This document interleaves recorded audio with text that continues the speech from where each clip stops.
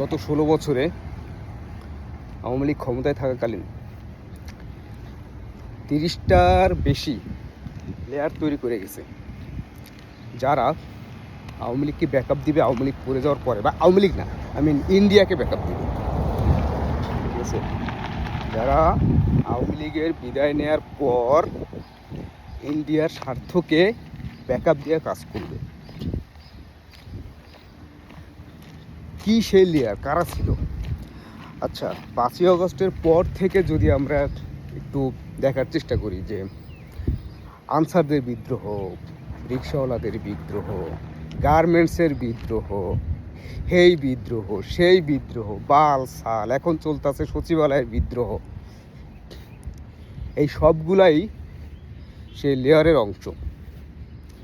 কোনো লেয়ার পাতলা, কোনোটা অনেক মোটা, কোনো অনেক, তো এই সবগুলোই ছিল আওয়ামী লীগের তৈরি করা লেয়ারের অংশ, যারা ভারতের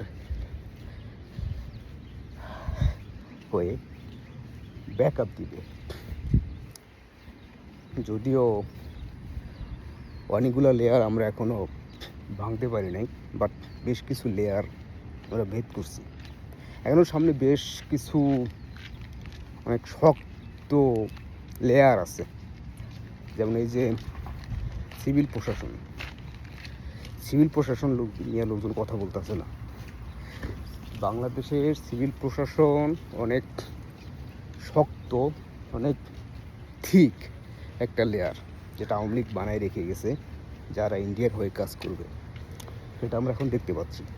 আর সেই কনফিডেন্স থেকেই একজন সরকারি চাকরিজীবী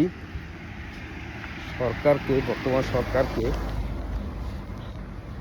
থ্রেট দিতে পারে যে আপনারা আগুন নিয়ে খেলবেন না, তাদের হাত পুড়ে যাবে।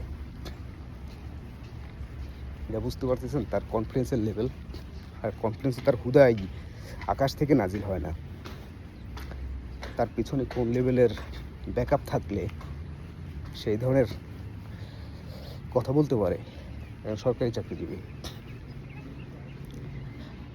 তো এইটা একটা লেয়ার।